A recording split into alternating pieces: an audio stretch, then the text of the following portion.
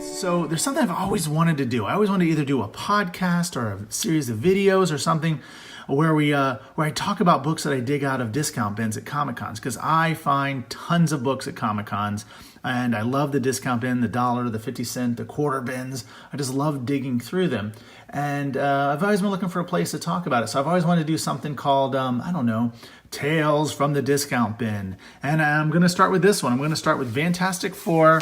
What is this? Number 252. I picked this one up at Lake City at the Infinity Con. I paid $1 for it. Totally worth it. Would have been worth 100 times that. This is a great book. This is during John Byrne's run on the Fantastic Four. These are the Avengers in the Negative Zone. The book's actually printed this way. You look inside, that's actually how the book is laid out. It's really cool. It was a really cool concept. I remember having this in the past. I probably still have it in my collection somewhere.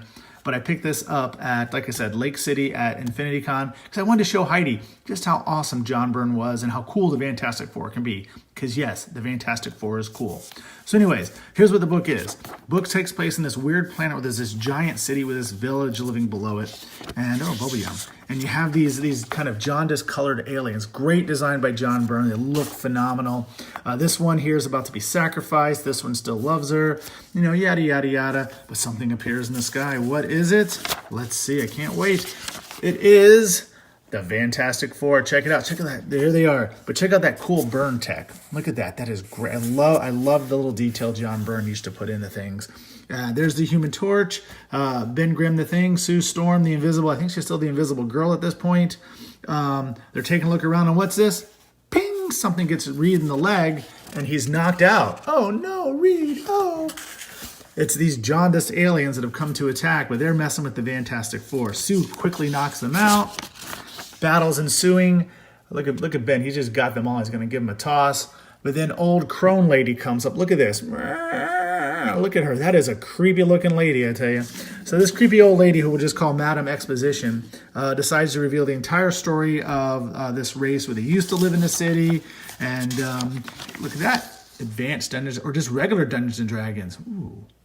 Ooh, man, that's an awesome ad. Anyways, so she tells the story how they used to live in the city, then they were suddenly compelled to leave, and they've left and never returned, and some weird kind of religion has built up around this city and whatnot. God, look how well Byrne renders her. She is, and it's a little muddled because of the printing of the day, but look at her. She is, However, Ben and Johnny aren't too thrilled with this. So anyways, we jump back to Earth. Hey, there's the old Baxter building. Look how cool it used to look. The headquarters of the Fantastic Four. And inside we find little Franklin Richards, who has been perpetually 10 years old for, 30 years. Look at that. Look at that sweet Atari 2600 he has. Yeah.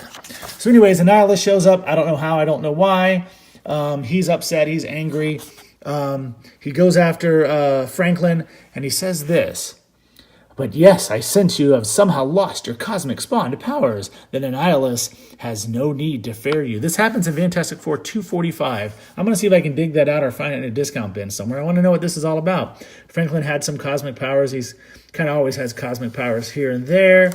Anyways, so he's bested, Annihilus best Franklin, of course. And we reveal that his blind babysitter, good choice, Reed and Sue. His blind babysitter, Alyssa Masters, has been captured by Annihilus, and she's hanging upside down, and somehow gravity does not affect her skirt.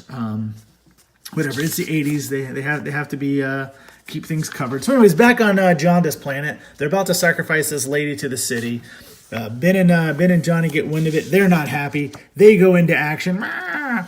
So they see the laser's going to get her, so they're going to save the day. Johnny grabs her and Ben attacks the city, destroying the cannon and revealing to the people that this is no god.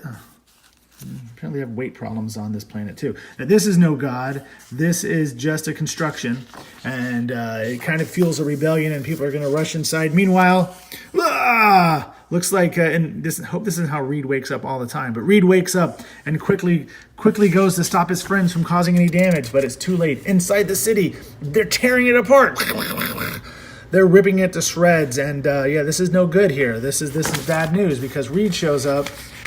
Come on, where is it? Reed shows up to say, hey, it's a living city, man. What are you doing? Don't do that. Oh, man. The sin of presumption. of assumed knowledge, something no scientists dare indulge in. Look at that. That is some great writing.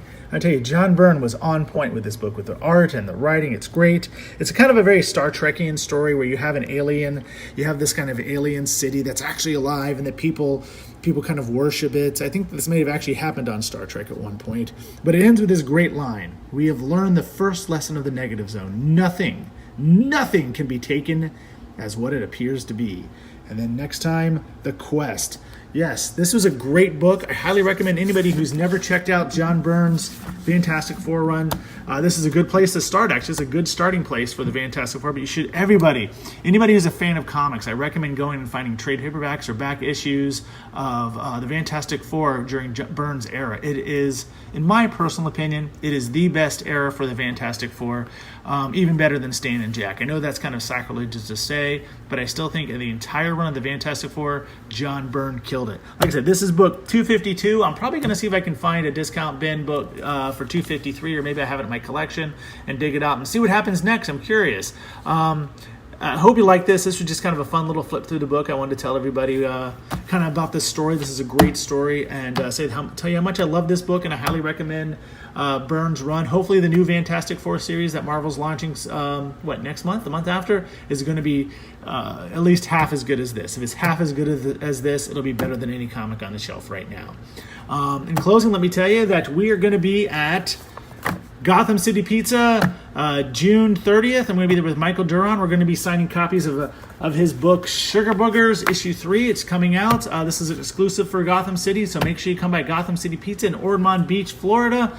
We're going to be there June 30th with Michael Duran and Sugar Boogers.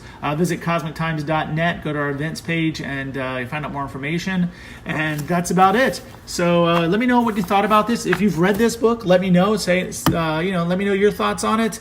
If you haven't read this book, I recommend it. Again, like I said, I found this in the discount bin at Infinity Con in Lake City, Florida. It was only $1. Hey, next time you're at a con, stick your head in the discount bin. You never know what you're going to find.